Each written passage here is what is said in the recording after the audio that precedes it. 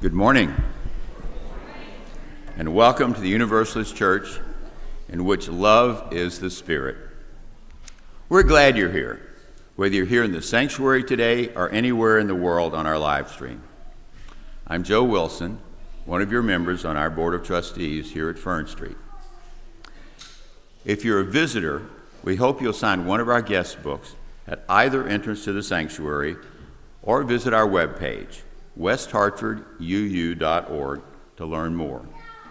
There you can use the contact page to get onto our electronic mailing list, which is our best way for us to stay connected. We look forward to helping you become part of the Universalist Church. We'll have fellowship today through Zoom and also fellowship in Fisk Hall after worship.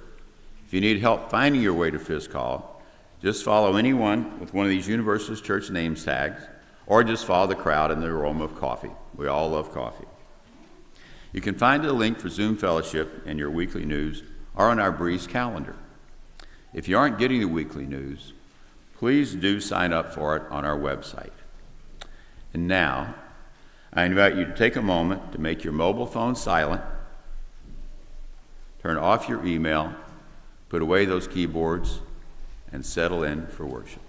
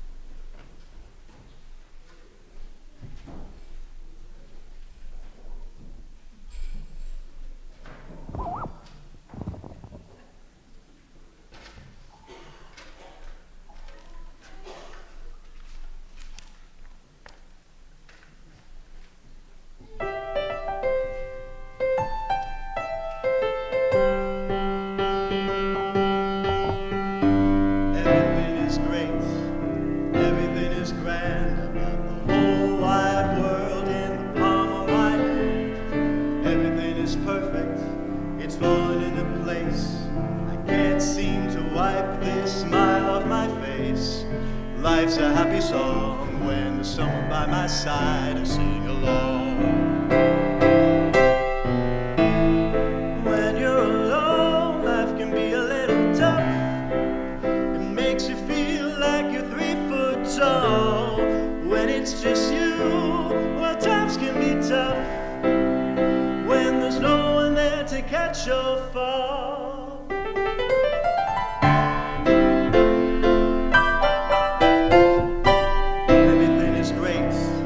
Everything is grand, I've got the whole wide world in the palm of my hand. Everything is perfect, it's fallen into place. I can't seem to wipe this smile off my face. Life seems like a rose, with someone to paint and someone to pose. Life's a piece of cake, with someone to pedal and someone to break. Life is full of glee, with someone to saw and someone to see. Life is a happy song when there's someone to laugh and to sing along. Yep. I've got everything that I need right in front of me. Nothing stopping me, nothing that I can't see with you right here next to me. Life's a piece of cake with someone to give and someone to take. Life's a piece of pie with someone to wash and someone to dry. Life's an easy road with someone beside it to share the load. Life is full of highs with someone to stir and someone to fry. Life's a leg of lamb with someone there to lend a hand. Life's a bunch of flowers with someone to while away the hours. Life's a fillet of fish. Yes, it is. Life's a happy song when there's someone by your side to sing along. I've got everything that I need right in front of me. Nothing's stopping me, nothing that I can't be with you right here next to me. You've got everything that you need right in front front of you. Nothing's stopping you, nothing that you can't do that the world can throw at you. Life's a happy song when there's someone by your side to sing. Life's a happy song when there's someone by your side to sing. Life's a happy song when there's someone by your side to sing along.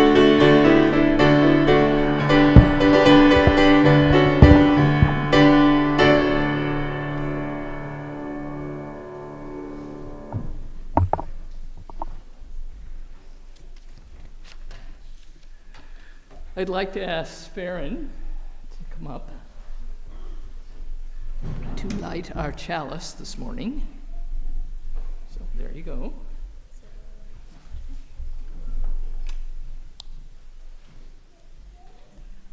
There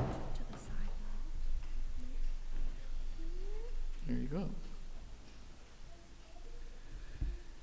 As we come together to light our chalice here in the sanctuary and with you in your homes, may we be reminded that as a gathered community, we hold one another as sacred.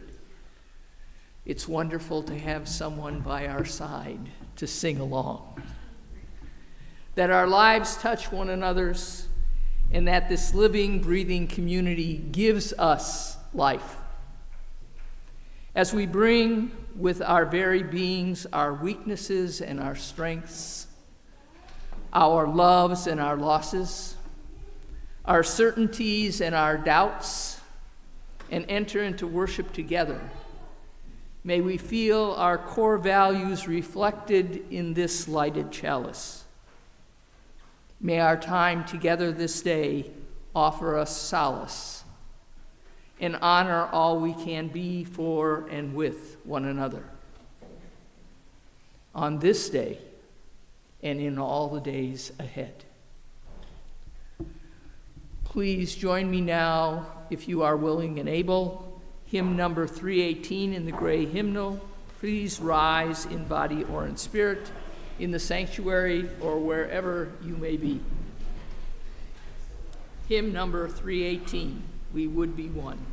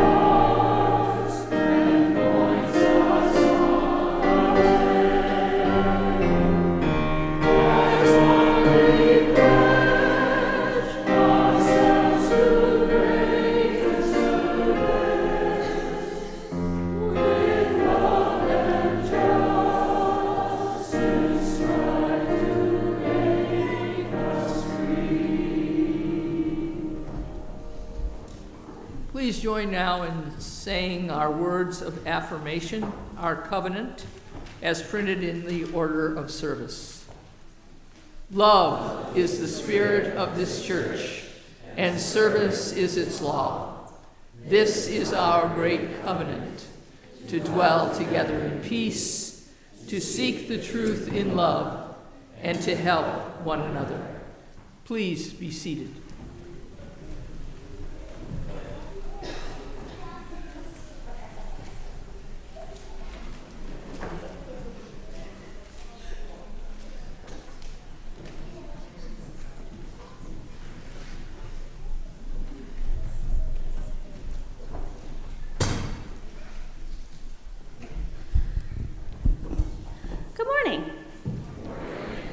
Hopefully everyone did better with the time change than I did this morning.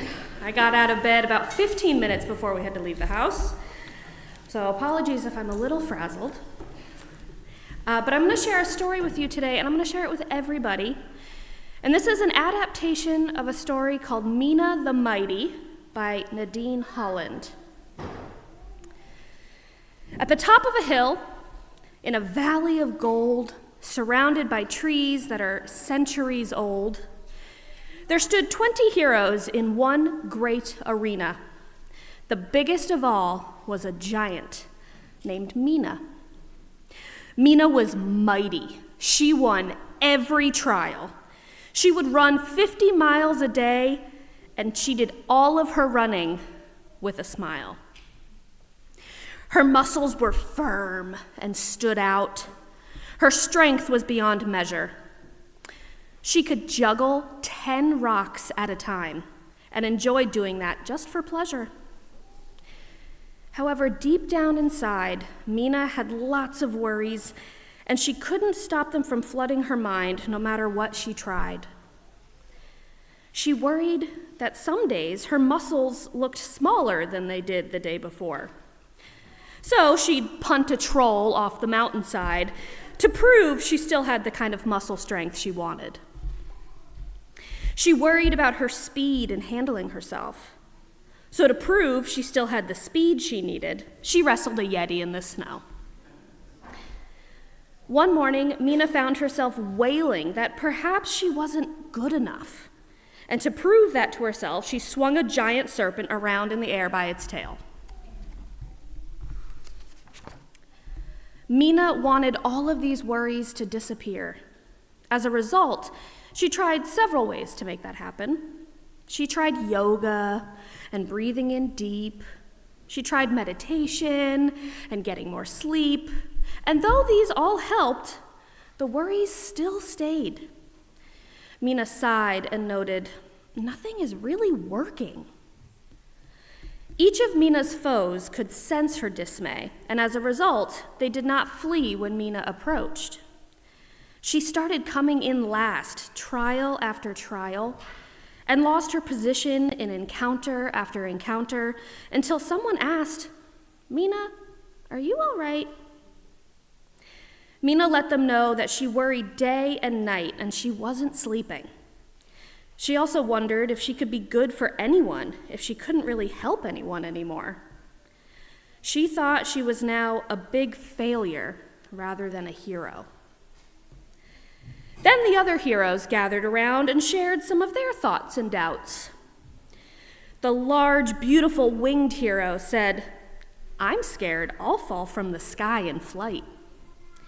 One of the muscular trolls noted, "Sometimes I just want to hide." And then the words just tumbled out into the air. "Oh, my bum's too big. Oh, my abs aren't rippled anymore. Oh, I think I've gotten too tall."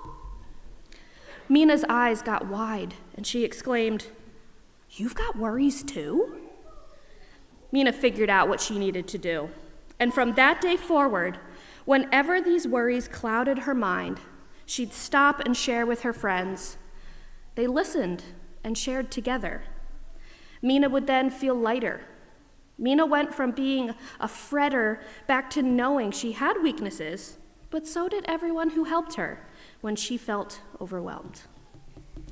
Please join me in singing our children out to their classes. "We Will Keep a Place for You."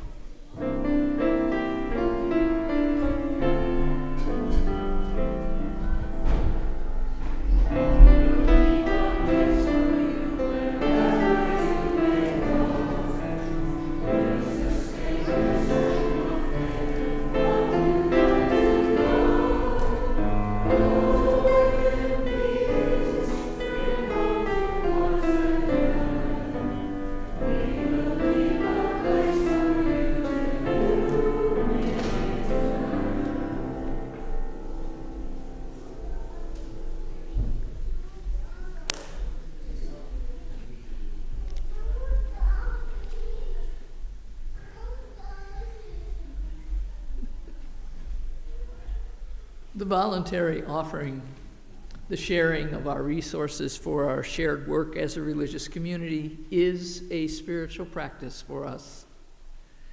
It reminds us first that we alone are responsible for the strength and effectiveness of our faith, for our own sake and for the sake of others who need what we can offer. And it also reminds us that we have chosen freely and gladly to come together here this day and every day we grace this building. This month we share our offering with Equality Connecticut. Equality Connecticut aspires to advance the rights, health, history, and culture of the LGBTQIA+ community. Equality Connecticut comes to this work as an unapologetically queer grassroots organization rooted in social justice values. They carry out their work by advocating for progressive change, celebrating the LGBTQIA+ community in the state, and supporting the state's LGBTQIA+ organizational community. To give electronically, please use the QR codes on your order of worship, the links in the description, or those on our website to make your donation to our offering. Here in the sanctuary, our offering will now be gratefully received.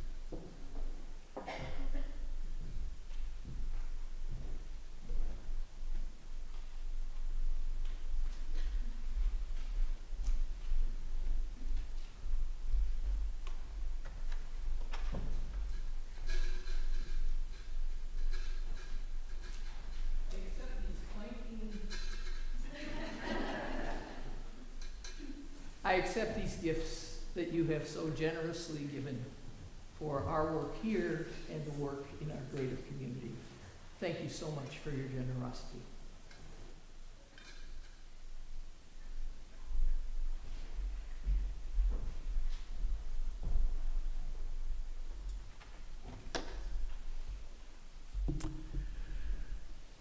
Stay seated, but please join me in our responsive reading, number 445, The Womb of Stars. I ask that you read the italics, and I will read the Roman type. What's the number? 445, sorry. Oh, really? Okay, I'm sorry. We didn't catch that one.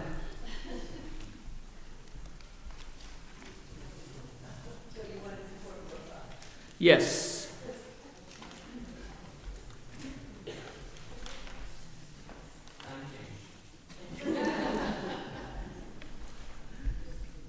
that or I made a mistake, which is also very highly probable. Pardon? 598 is the one that's without hate. Is that the one you wanted to read? We're going to read 445. Room of Stars? Yes. Okay, we all together? Looking at the stars, here we go. The womb of stars embraces us. Remnants of their fiery furnaces pulse through our veins. We are the stars, the dust of the explosions cast across space. We are of the earth. We breathe and live in the breath of ancient plants and beasts. Their cells nourish the soil. We build our communities on the markers of space. Our fingers trace the curves carved in clay and stone by forebearers unknown to us. We are part of the great circle of humanity, gathered around the fire, the hearth, the altar. We gather anew this day to celebrate our common heritage. May we recall in gratitude all that has given us birth. Let us join now in singing our doxology. You can rise if you wish. Praise God for love we always share. Praise God for beauty everywhere. Praise God for hope of good to be. Praise God for truth that makes us free.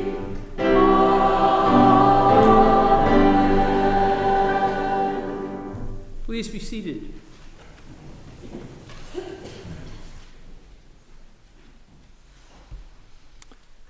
Within our congregation, we have several pieces of news. Julio M. wanted everyone to know that his grandson has been on a new regimen of drugs, and his cancer seems to be responding. Julio wanted me to especially thank every one of you for your prayers and noted, keep them coming. Cheryl L. will be having surgery later this month and would appreciate all of us keeping her held in our Love is the Spirit circles. You will be kept updated as things unfold for her. Jennifer M. wanted to express a huge thank you to all the people who supported her in her Hollandaise performances in February. She was overwhelmed by how many folks from our congregation made the trek to Suffield to support her. In Jennifer's words, thank you, thank you, thank you for making me feel so supported and loved.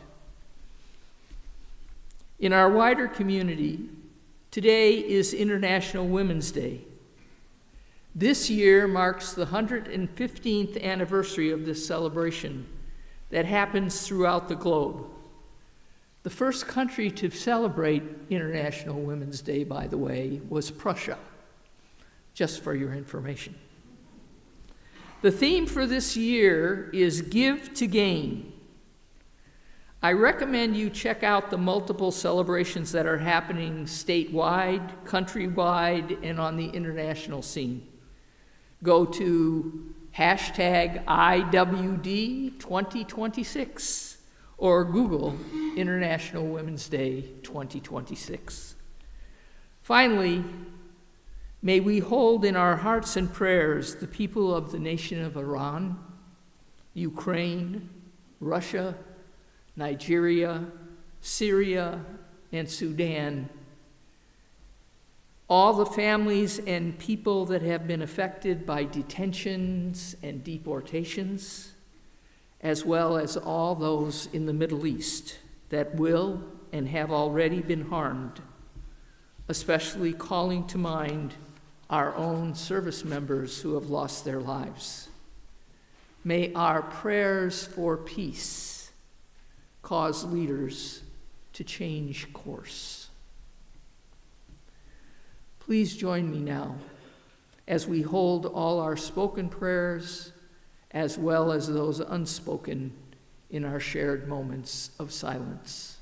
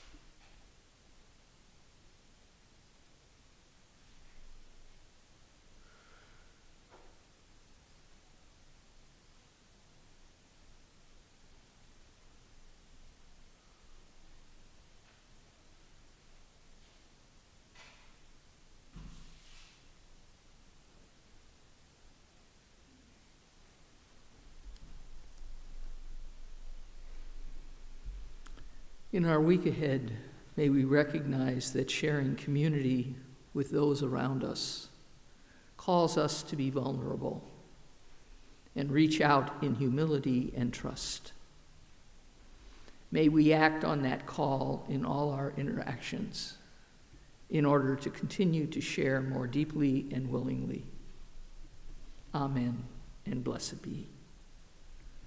Please join me now in singing Spirit of Life.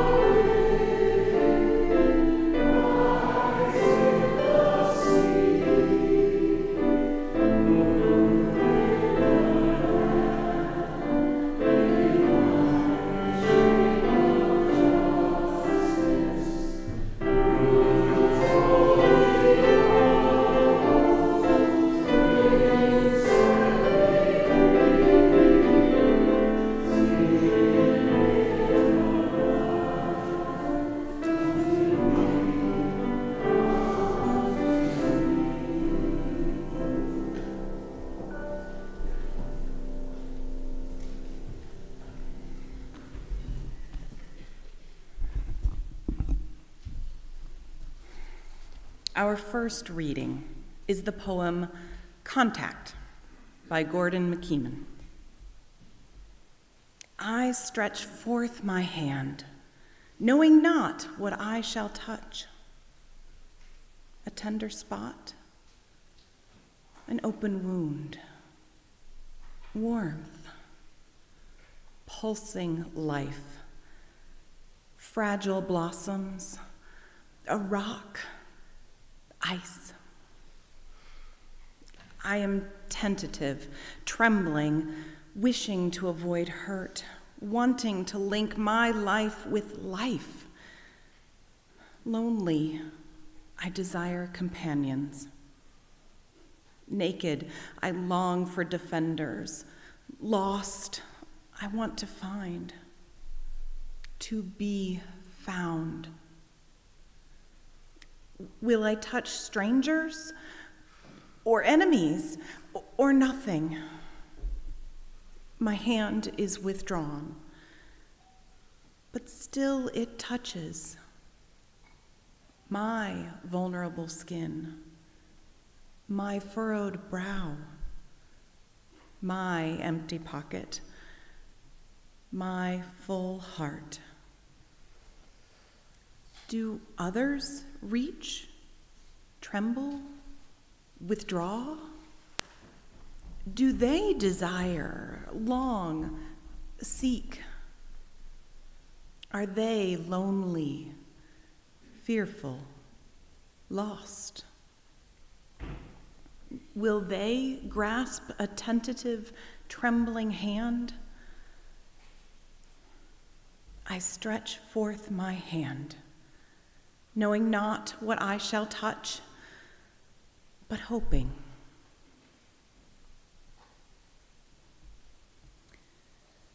Our second reading is from Daring Greatly by Brené Brown. Vulnerability is not knowing victory or defeat. It's understanding the necessity of both. It's engaging. It's being all in. Vulnerability is not weakness, and the uncertainty, risk, and emotional exposure we face every day are not optional. Our only choice is a question of engagement. Our willingness to own and engage with our vulnerability determines the depth of our courage and the clarity of our purpose. The level to which we protect ourselves from being vulnerable is a measure of our fear and disconnection. When we spend our lives waiting until we're perfect or bulletproof before we walk into the arena, we ultimately sacrifice relationships and opportunities that may not be recoverable. We squander our precious time. And we turn our backs on our gifts, those unique contributions that only we can make.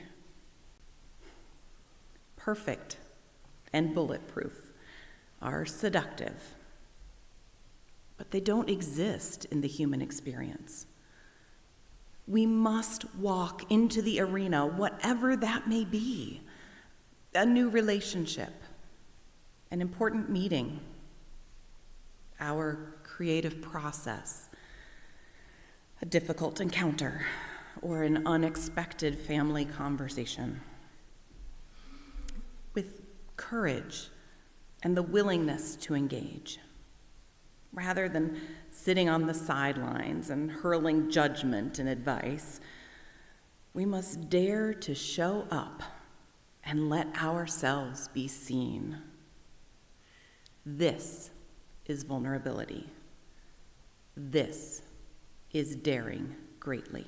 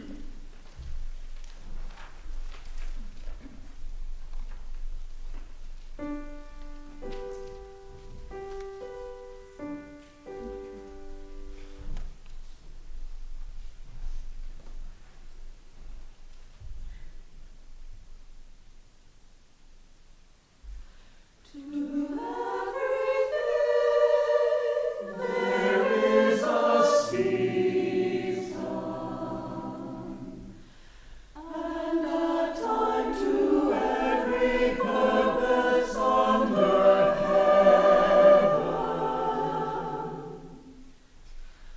A time to be born and a time to die.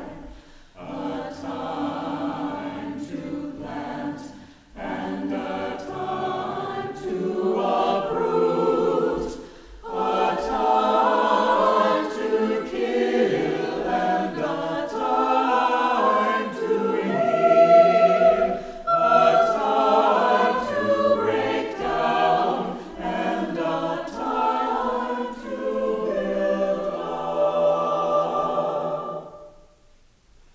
To everything there is a season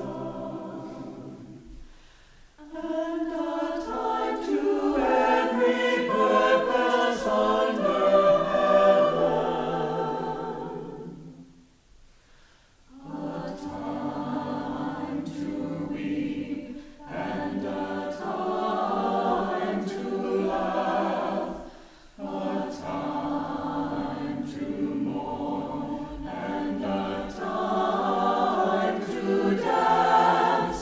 A time to scatter stones and a time to gather stones together.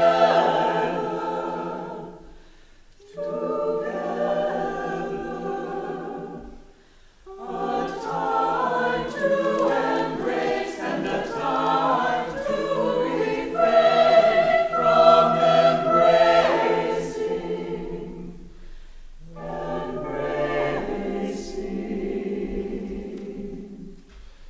To every living there is a season.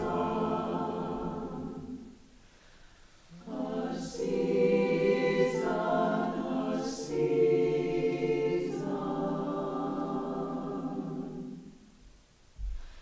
A time to see and a time to love. A time to keep and a time to cast away. A time to rend and a time to sow. A time to keep silent and a time to speak. A time of love and a time of hate. A time for war and a time for peace. To everything there is a season.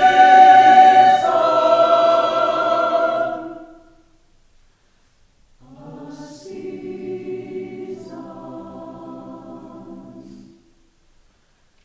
A season.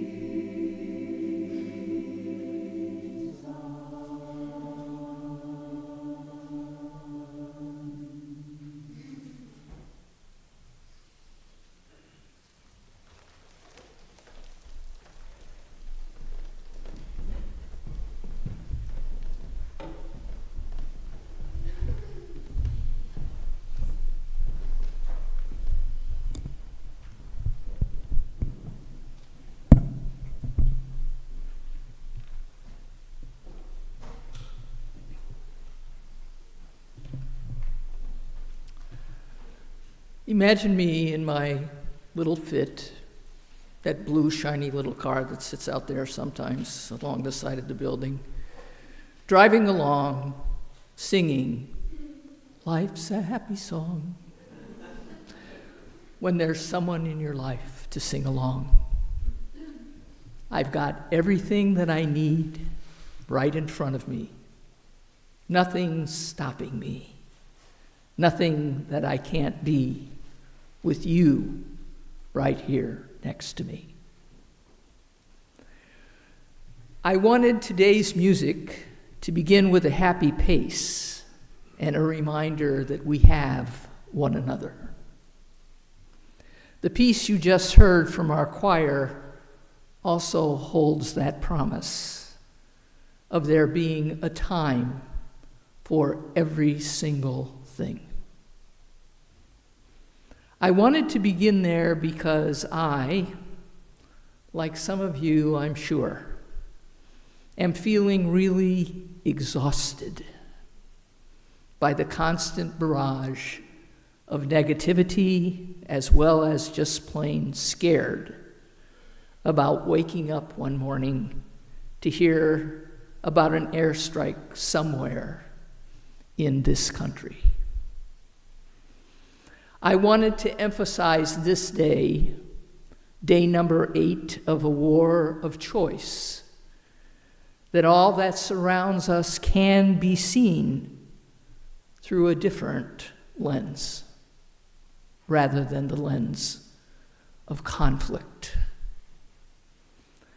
I wanted us today to understand that, like Mina in our Time for All Ages, sharing our doubts and our fears with one another is a powerful way to connect, to be present. That leaning in and depending on each other is one of the most powerful gifts that we can share with ourselves, with our families, with our neighbors, with all of those we touch on a day-to-day basis. That touching, as our poem reminded us, in a critical time of uncertainty, that reaching out, that voicing and sharing, expressing your own vulnerability is not a weakness, but rather a powerful tool that can unify and collectively allow us to breathe deeper and freer. This past Friday morning, the Reverend Jesse Jackson was honored in a church I am very familiar with on the south side of Chicago. I served as a high school instructor located exactly 5.2 miles from the House of Hope. And Jesse came to speak at that high school where I taught, as did several other civil rights speakers. One of the marvelous things about the leadership from the civil rights era and their ancestors has been their willingness to tell us about their day-to-day struggles with staying in the struggle, knowing that they had doubts and they had misgivings and they weren't sure what happens tomorrow. That living with them was an important factor in their continuing efforts. Ironically, former President Obama began his eulogy at Reverend Jackson's memorial with the call to Isaiah from the Lord. The question about, who shall I send?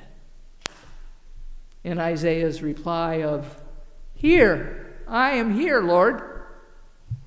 Send me. One of my all-time favorite hymns is about answering our inner call, because each one of us has one, whether we choose to answer it or not. But that's another entire sermon for later. The hymn's title that I'm referring to is Here I Am, Lord. And its chorus goes like this. Here I am, Lord. It is I, Lord. I have heard you calling in the night. I will go, Lord, if you lead me. I will hold your people in my heart. The song speaks to being vulnerable, being willing to open one's heart. The fourth verse of this song goes, I will break their hearts of stone, give them hearts for love alone. I will speak my words to them. Whom shall I send? President Obama said this on Friday. We are living in a time when it can be hard to hope. Each day we wake up to some new assault on our democratic institutions, another setback to the idea of the rule of law, an offense to common decency. Every day you wake up to it, to things you just didn't think were possible. Each day we're told by those in high office to fear one another and to turn on one another, and that some Americans count more than others, and that some don't even count at all. Everywhere we see greed and bigotry being celebrated and bullying and mockery masquerading as strength. We see science and expertise denigrated, while ignorance and dishonesty and cruelty and corruption are reaping untold rewards. Every single day we see that. And it's hard to hope in those moments. So it may be tempting to get discouraged, to give in to cynicism. It may be tempting for some to compromise with power and grab what you can, or even for good people to maybe just put your head down and hope the storm will pass. But this man, the Reverend Jesse Louis Jackson, inspires us to take the harder path. His voice calls on each of us to be heralds of change, to be messengers of hope, to step forward and say, send me wherever we have a chance to make an impact. Whether it's in our schools, our workplaces, our neighborhoods, or our cities or towns. Not for fame, not for glory, or because success is guaranteed, but because it gives our life purpose. Because it aligns with what our faith tells us God, the higher power, demands. And because if we don't step up, no one else will. End of his quote. If you are feeling overwhelmed these days, I strongly recommend you take the time to listen to the speeches given at that memorial service. You will hear from former presidents Obama, Clinton, Biden, former Vice President Kamala Harris, Governor Pritzker, Mayor Brandon Johnson, NBA Hall of Fame Isaiah Thomas, and many, many more, our country leaders and international faith leaders and international community leaders. Hopefully, you will be energized as I was. I needed a kick in the butt. And more importantly, you will see how being vulnerable is a magnificent gift of strength in these times. In our reading today, Brené Brown noted, vulnerability is not knowing victory or defeat. It's understanding the necessity of both. It's engaging. It's being all in. Vulnerability is not weakness, and the uncertainty, risk, and emotional exposure we face every single day is not optional. Our only choice is a question of engagement. Who will I send? Send me, Lord. In our day-to-day lives, we often forget that we are truly here with and for one another. We might even believe that expressing our doubts, our worries, our fears isn't of any value at all. Matter of fact, one of the thoughts that usually goes through my mind anyway is, that's a waste of my time to share those things. It'll bring the congregants down. Well, I can stand before you this day, or actually any day, and say with full integrity and candor, sorry, I'm wrong about that, and so are your thoughts. The more you reach out, the more you are vulnerable with me or with others,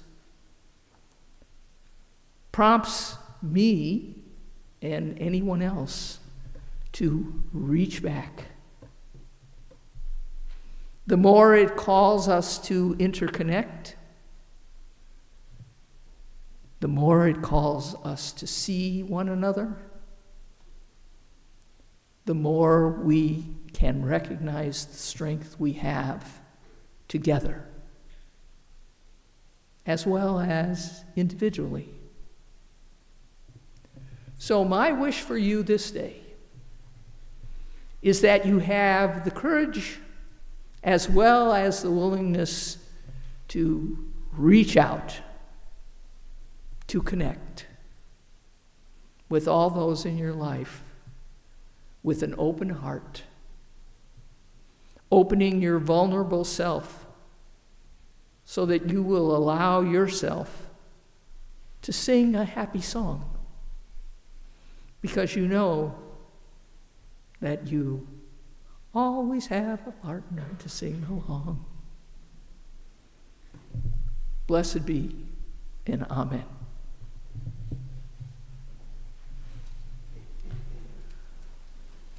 Our closing hymn is hymn 1052, The Oneness of Everything. It's in the turquoise hymnal.